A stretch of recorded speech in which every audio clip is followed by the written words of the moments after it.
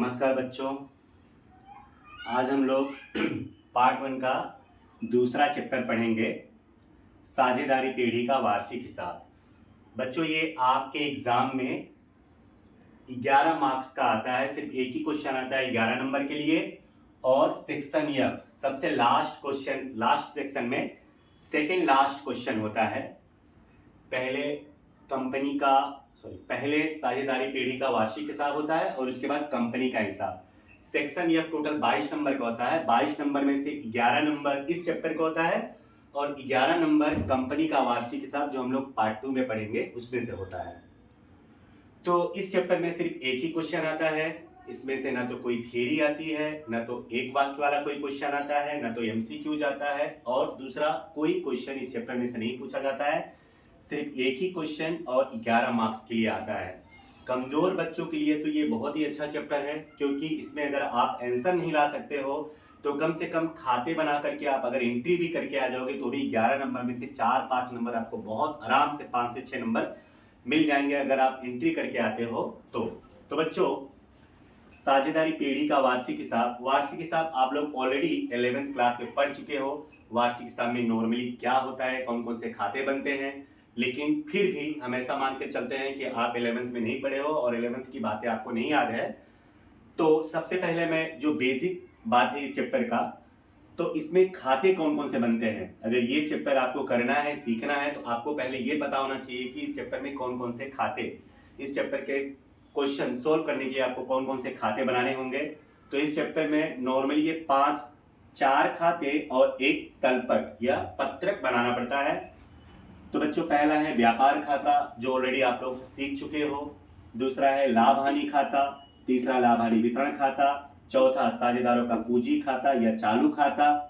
कभी कभार चालू खाता अगर क्वेश्चन में दिया हो तो चालू खाता बनाया जाता है, नहीं दिया हो तो नहीं बनाएंगे। तो जब चालू खाता बनेगा तो पूंजी खाता नहीं बनेगा, और पूंजी खाता रहेगा तो चालू खाता नहीं बनेगा। उसके बाद पक्की तलपट या आर्थिक चिट्ठा।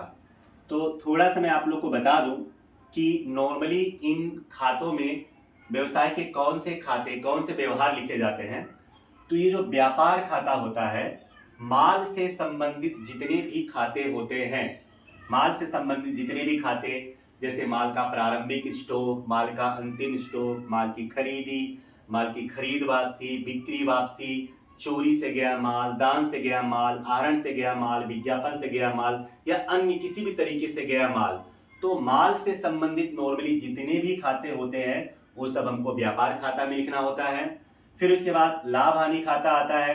तो व्यवसाय में जितने भी व्यवसाय के खर्चे होते हैं या व्यवसाय की जितनी भी उपज होती है या नुकसान होता है या लाभ होता है, वो सारे के सारे व्यवहार या सभी के सभी खाते हमको लाभ हानि खाता में लिखने होते हैं। व्यवसाय से संबंधित जितने भी खर्च होंगे या जितनी भी उपज होगी, जितने भी नुकसान होंगे या जितने भी लाभ होंगे, व्यवसाय से संबंधित सभी उपज या खर्च हमको लाभ हानि खाता में लिखना होता है। उसके बाद लाभ हानि वितरण खाता, ये नया खाता आया। ऊपर के 2 खाते आप लोग ऑलरेडी पढ़ चुके हो। ये जो लाभ हानि वितरण खाता है, ये साझेदारों से संबंधित जो भी उपज और खर्च होंगे वो हमें इसमें लिखने होते हैं। जब मैं अभी आप लोगों को लाभ हानि वितरण का नमूना बताऊंगा तब मैं आपको बताऊंगा कि साझेदारों से संबंधित उपज और खर्च कौन कौन से होते हैं और उन्हें कैसे लिखा जाता है। फिर उसके बाद साझेदारों का पूंजी खाता, ये भी एक नया खाता आया, पहले नहीं होता था। पार्ट 11th में जो 11th पढ़े उनको पता होगा कि ये लाभ हानि वितरण खाता और साझेदारों का पूंजी खाता ये नया आया है। बाकी व्यापार खाता, लाभ हानि खाता और पक्की तलपट हम पहले बनाते थे, क्योंकि वो वार्षिक हिसाब एकाकी पीढ़ी का वार्षिक हिसाब था, वहां पर साझेदार नहीं होते थे, इसलिए लाभ का वितरण हमको नहीं करना होता था, इसलिए लाभ हानि वितरण खाता बनाने की जरूरत नहीं होती थी।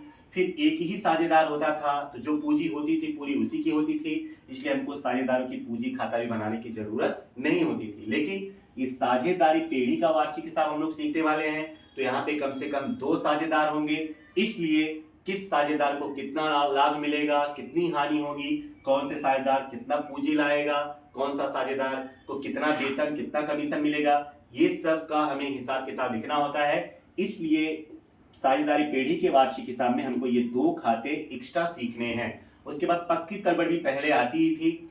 तो पक्की तलपट में कौन कौन सी चीजें आती हैं आपको पता ही होगा, अगर आपने पढ़ा है, नहीं पढ़ा है तो पक्की तलपट में व्यवसाय की या पीढ़ी के जो संपत्तियां होती हैं तथा दायित्व होते हैं वो हमको लिखने होते हैं, बराबर। तो बच्चों इस चैप्टर को सीखने के पहले आप लोगों को इसके आवश्यक खाते पता होने चाहिए कि कौन कौन से खाते हमको इस चैप्टर में सीखने पड़ेंगे, बनाने पड़ेंगे। तो पहला हमको बनाना पड़ेगा व्यापार खाता, दूसरा लाभ हानि खाता, तीसरा लाभ हानि वितरण खाता, चौथा साझेदारों का पूंजी खाता और उसके बाद लास्ट में पक्की तलपट। ये कोई खाता नहीं है, यह एक पत्रक है। उसके बाद बच्चों तो व्यापार खाता में से जो भी परिणाम प्राप्त होता है उसको सकल लाभ या सकल हानि कहते हैं। तो व्यापार खाता में से सकल लाभ या सकल हानि जो भी हमें प्राप्त होगी उसे हमें लेकर जाना होगा लाभ हानि खाता में। फिर लाभ हानि खाता का जो परिणाम होगा उसको शुद्ध लाभ या शुद्ध हानि बोलेंगे, उसे हमें लेकर जाना होगा लाभ हानि वितरण खाता में।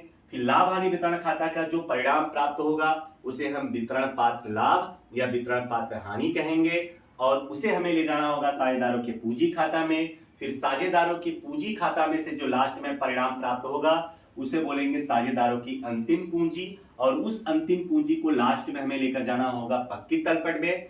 फिर उसके बाद पक्की तलपट के दोनों तरफ का टोटल करेंगे, अगर दोनों तरफ का टोटल बराबर आ गया मतलब हमारा सवाल सही है, अगर टोटल बराबर नहीं आया तो कहीं पे कुछ न कुछ गलती हुई है हमसे, जो हमें बाद में उचित खाता के रूप में लिखना होगा। तो बच्चों इस तरह से मैंने आप लोग को खाते बता दिए। अब मैं आपको डिटेल में सभी खातों के बारे में उनके नमूने के साथ में बताऊंगा और कौन सी चीजें उसमें से प्राप्त होती है वो भी हम दोबारा सीखेंगे, ठीक है। तो फिलहाल आप इतना लिख लीजिए।